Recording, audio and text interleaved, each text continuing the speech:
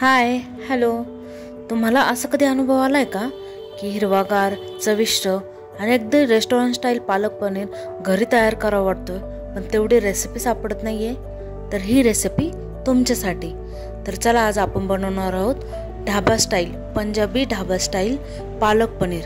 तर त्यासाठी काय करायचं आहे, एक मोठी जुडी पालक स्वच्छ धुवून कट करून पाणी घालून उकळून घ्यायचे.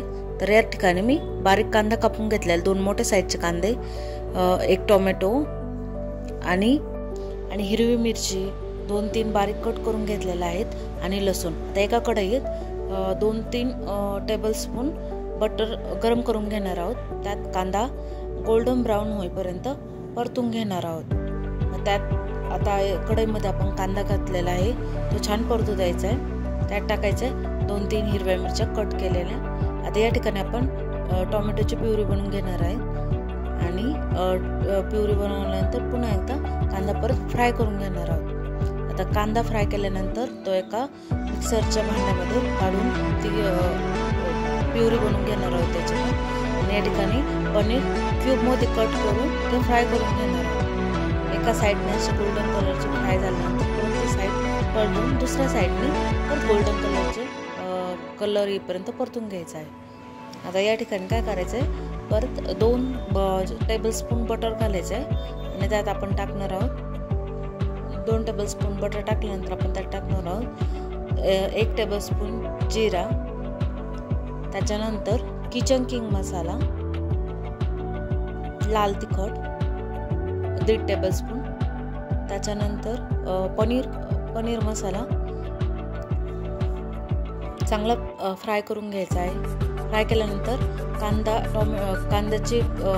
कांदा लसूण आणि हिरवी मिरचीची पेस्ट जी परतली होती ती त्यात टाकणार आहोत, आणि त्यात टोमॅटोची प्युरी टाकायची आहे. टोमॅटोची प्युरी टाकल्यानंतर परत एकदा परतून जो इन्स्टंट पालक पनीरचा मसाला येतो ना, तो टाकून घेणार आहोत. त्यानंतर थोडीशी साखर टाकायची. साखर टाकल्यानंतर काय होतं, सगळं एकसारखं परतायला त्याला लवकर तेल सुटायला मदत होते. आता या ठिकाणी आपण पालकची प्युरी बनवलेली होती, तर ती प्युरी पण त्याच्यात पुन्हा एकदा छान असं फ्राय करून घेणार आहोत. आता फ्राय केल्यानंतर भाजीचा कलर पुन्हा चेंज होतो. पहा या ठिकाणी किती छान भाजीला कलर आलेला आहे.